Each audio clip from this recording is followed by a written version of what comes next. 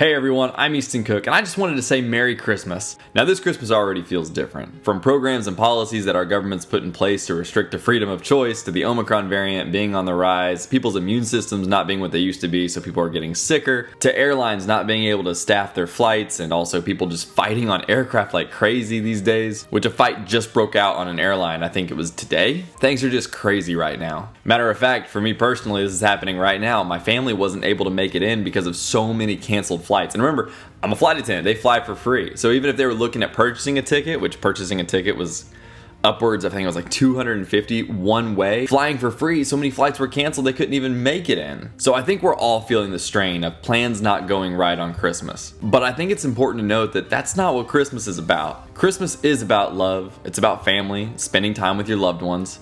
But ultimately it's about Jesus and the sacrifice he made, how God stepped out of his world to come to our world and be born of a virgin and live to die for us. So we can't really classify it as a normal Christmas, but there is one thing that is unchanging, and that is the meaning of Christmas. And that's what I want to talk about just real quick. Now there's a story about a mom who takes her young son on a little vacation, right? And while they're near this body of water, the son is playing and the mom is just reading a book. And as this young boy, this son, is playing next to this body of water, an alligator begins approaching, slowly, until finally, in a moment's notice, the alligator just snaps right onto the boy's legs. And of course, at this moment, the mom looks up, realizes what has happened, and runs to the child. The mom sprints across the land and dives over to grab the boy's arms, and there is a bloody tug-of-war match over the life of this child.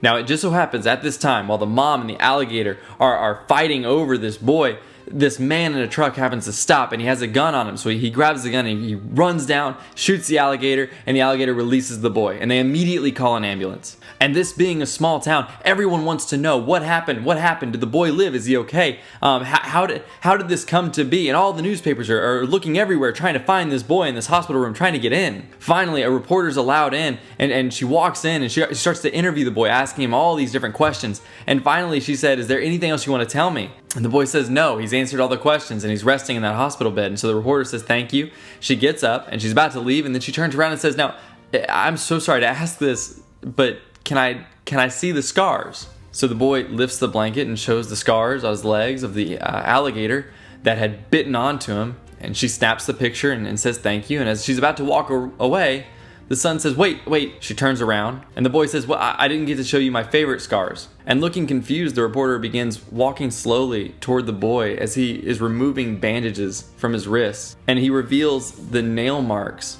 in his wrists of a mom who refused to let go of her son. And he says, "Ma'am, these are my favorite scars."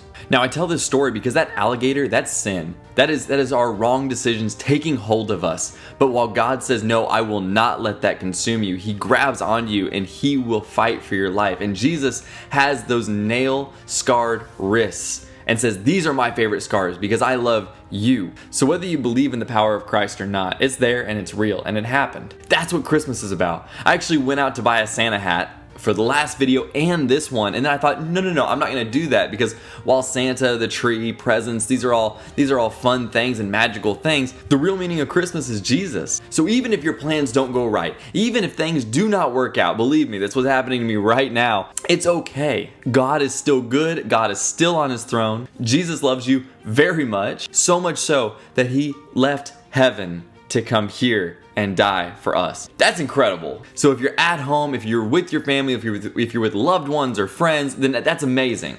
And if you're not, if you're at work or you're just out and about, then make sure and show that love of Jesus, that Christmas spirit, to a stranger. Maybe it's just a smile, a conversation, maybe it's a gift. And do that because the ultimate gift has been given to us, the gift of God's love through Jesus Christ. And that alone is the reason to say Merry Christmas.